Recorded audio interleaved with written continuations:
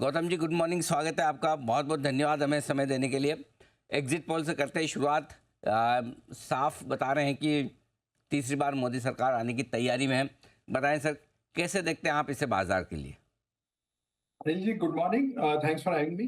नहीं, ये exit poll ने बहुत क्लियर कल आउटलुक दिया है। और पुराने एग्जिट पोल्स अगर आप देखते हैं 2014 और 2019 के, तो एक्चुअल आउटकम जो आया था वो एग्जिट पोल से बेहतर आया था।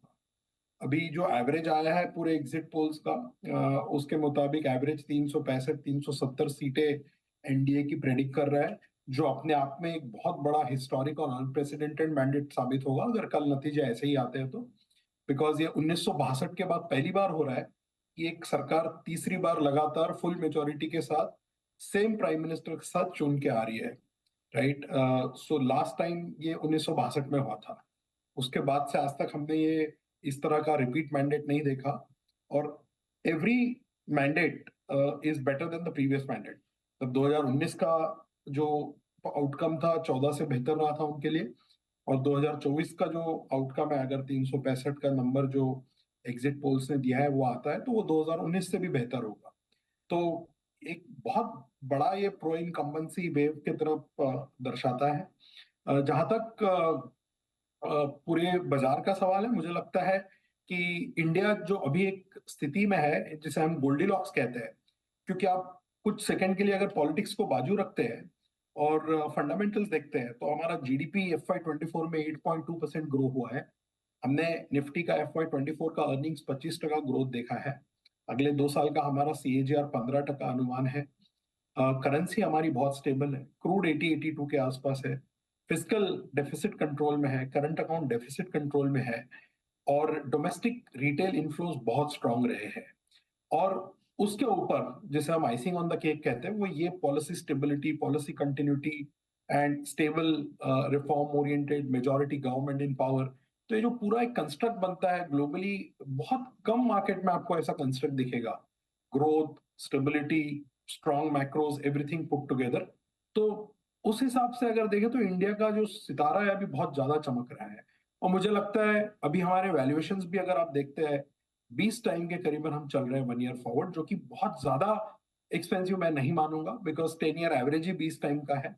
हाँ, कुछ सेक्टर्स, कुछ स्टॉक जरूर महंगे हैं, बट इंडेक्स लेवल पर जब आप देखते हैं निफ्टी के वैल्यूएशन, तो काफी रीजनेबल लगते हैं। और ये जो इवेंट है, I mean this is not a 1% 2% kind of an event. ये इवेंट से ये क्लैरिटी है कि अगला 5 साल फिर से सेम पॉलिसी, सेम फोकस जो गवर्नमेंट का रहा है, जो प्रायोरिटीज उनकी रही है, वो कंटिन्यू होगी। तो एक बड़ा लंबा क्लैरिटी मिलता है लंबे रनवे के लिए। तो मुझे ये लगता है कि आज का जो मूव है या मे बी जो कल मूव आएगा, इसके बियॉन्ड आपने मार्केट को देखना चाहिए। Because it's very easy to get euphoric with 2 days of move, but थोड़ा अगर आप लंबा देखेंगे तो मुझे लगता है काफी सारा अपसाइड आना अभी बाकी है मार्केट। ये काफ़ी अपसाइड अभी भी बाकी है। थोड़ा थोड़ा सा अगर लंबा व्यू लेंगे इलेक्शन से आगे हटकर, तो ये बड़ा एक्शन आपके लिए बनता हुआ दिख रहा है। इस वक्त इलेक्शन को लेकर बड़ा मैंडेट आता हुआ जो दिख रहा है, जो गौतम जी को पसंद है। गौतम जी, इसके साथ ही अब ये भी जानना चाहते हैं लोग कि कितनी बड़ी अपसाइड है, क्योंकि कुछ हम ऑलरेडी इलेक्शन के पहले भाग चुके हैं, लाइफ हाई पर भी हैं आज। तो क्या इलेक्शन के नतीजे के बाद थोड़ा ठंडा हो जाएंगे, रुक जाएंगे, या फिर बड़ी तेजी के लिए तैयार होंगे? अनिल जी, ये दो चीजों पे निर्भर करता है। जैसे कि प्राइम मिनिस्टर पिछले 2 महीने से कहते रहे उनके कैंपेन स्पीचेस में कि उनका पहले 100 डेज का जो एजेंडा है काफी स्ट्रांग रहने वाला है। तो हमें वो देखना होगा कि क्या क्या अनाउंसमेंट्स उसमें आती है। इसमें ऑफ कोर्स बजट भी इंक्लूडेड रहेगा, तो वो भी देखना होगा। बिकॉज ये फुल ईयर का बजट अभी वो पेश करेंगे। मार्च में, फरवरी में जो आया था वो इंटरिम बजट था। तो उनका फोकस किधर है, स्पेंडिंग किधर ज्यादा हो रही है, कैपेक्स, मैन्युफैक्चरिंग, इंफ्रा, PLI, ये सारे जो अलग अलग चीजों पे इस गवर्नमेंट का पिछले 5-10 साल से फोकस रहा है, क्या वो और ज्यादा कंटिन्यू होता है या कुछ नई चीजें इसमें ऐड होती है। काफी सारी चीजें इन्फ्लुएंस करेंगी मार्केट को। बट अगर उसको हम थोड़ी देर के लिए बाजू में रखते हैं और सिर्फ अर्निंग्स और वैल्यूएशंस देखते हैं, तो इस साल हमने 1005 रुपए का EPS किया निफ्टी में। अगला साल हमारा 14% ग्रोथ का अनुमान है, जो बेसिकली 1142 रुपए का EPS बैठता है FY25 का। और FY26 का हमारा EPS है लगभग 1320 रुपया। आज हम 20 टाइम FY25 ट्रेड कर रहे हैं। मान लीजिए यहाँ से 9 महीने बाद जब हम रोल ओवर करेंगे, या 12 महीने बाद का आप अगर मार्केट देखते हैं, उस समय अगर अर्निंग्स एस्टिमेट नहीं कटते हैं और 20 का ही पी सस्टेन होता है, तो तब आप FY27 26 को डिस्काउंट कर रहे होंगे एक साल बाद। तो वो अगर 1320 के ईपीएस पे 20 का मल्टीपल कंटिन्यू होता है, तो 1320 मल्टीप्लाई बाय 20 आपको 26,500 के आसपास का टारगेट बैठता हुआ दिखता है। ये एक रेंज हो गया। अगर आप री रेटिंग देखते हैं मार्केट में, मान लीजिए इतना सब कुछ अच्छा हो रहा है इंडिया के लिए, अगर 20 का पी 22 हो जाए, given the flows that are there, और काफी सारा एफआई फ्लोज अभी तक आया नहीं है, मान लीजिए एफआई फ्लोज भी ऐड होता है और डोमेस्टिक फ्लो सस्टेन होता है, I am just building a bull case, और पी मल्टीपल आपका 20 की जगह 22 होता है, तो आप 28-29 हजार का भी रेंज देख पाएंगे। और डी रेटिंग होता है, मान लीजिए 18 का पी आ जाता है 20 की जगह, कुछ चीजें गलत हो जाएगी, यू कैन नॉट प्रेडिक्ट, तो 18 के पी पे आपका 23,800 23,900 का रेंज बनता है। तो मार्केट का रेंज है 24 से 29 के आसपास। बेस केस में 26 26.5 का रेंज दिखता है अगर 20 का पी सस्टेन होए तो ये सारा अलग अलग मैथ्स बैठता है इसमें। ऑब्वियसली सबसे बड़ा चीज है कि अर्निंग्स एस्टिमेट घटने नहीं चाहिए। एक साल पहले हमने जब प्रेडिक्ट किया था 20% अर्निंग्स ग्रोथ फॉर FY24, तो थोड़ा स्केप्टिसिज्म था बाजार में, कई लोगों को।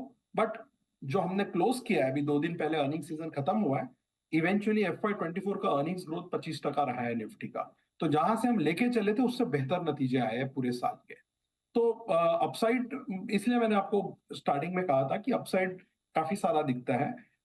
ये week obviously you will see lot of volatility, sentiment being very different, और रिएक्शन इलेक्शन रिजल्ट्स को लेके आते रहेंगे, बट थोड़ा आपको लंबा देखना होगा बिकॉज यहाँ पे अपसाइड खत्म नहीं हो रही है। ओके, तो थोड़ा लंबा नजरिया रखिए।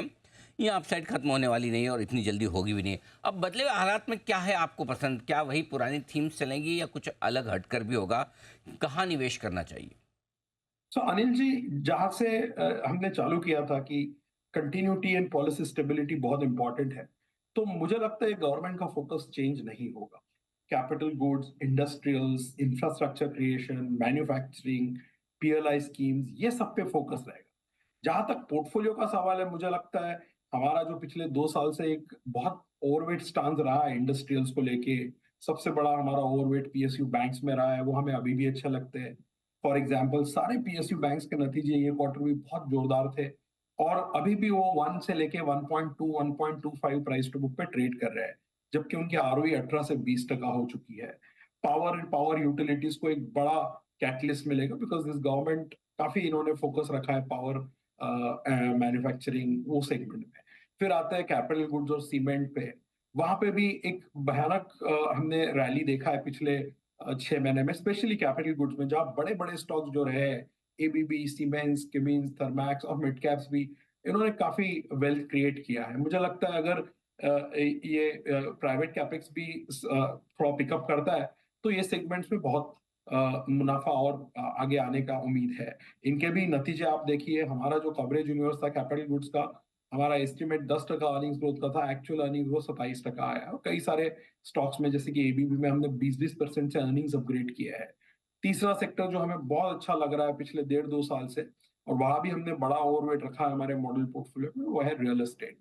और यहाँ पे भी अगर आप सारे कंपनीज के परफॉर्मेंसेस देखते हैं, तो प्री सेल्स से लेके बिजनेस डेवलपमेंट, न्यू लॉन्चेस, बहुत स्ट्रांग इनका ऑपरेटिंग फंडामेंटल्स रहा है। और मुझे लगता है रियल एस्टेट, होटल, ऑटो, ये जो सेक्टर्स है, इनकी साइकिल अभी काफी लंबी चलेगी।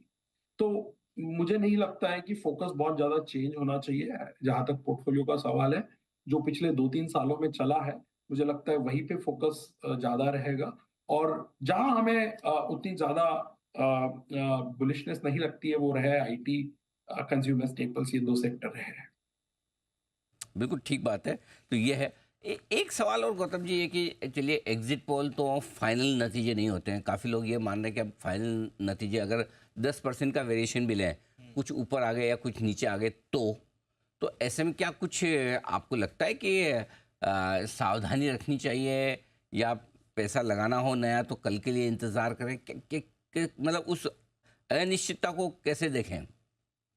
सी अनिल जी, आपने सही कहा कि एक्चुअल नतीजे एग्जिट पोल से वेरिएंस हो सकता है। इसलिए मैंने स्टार्टिंग में आपसे कहा था कि 2014 और 2019 के जो एक्चुअल नतीजे थे, वो एग्जिट पोल से थोड़े ज्यादा बेहतर थे।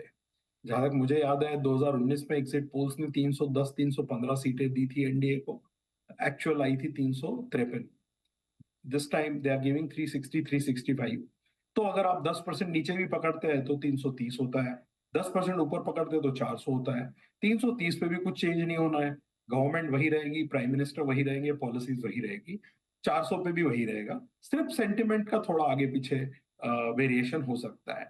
इसलिए आपको दो चीजें ऐड करके देखनी होगी, एक पॉलिटिक्स, साथ में इंडिया का overall operating macro and micro जो इक्वेशन मैंने आपको बताया कि ग्लोबली ऐसा मार्केट आज आपको नहीं मिल रहा है इस साइज पे, जहां पे ग्रोथ इतनी स्ट्रांग है और बाकी के फिस्कल और मैक्रो पैरामीटर्स भी बहुत स्ट्रांग और हेल्दी है।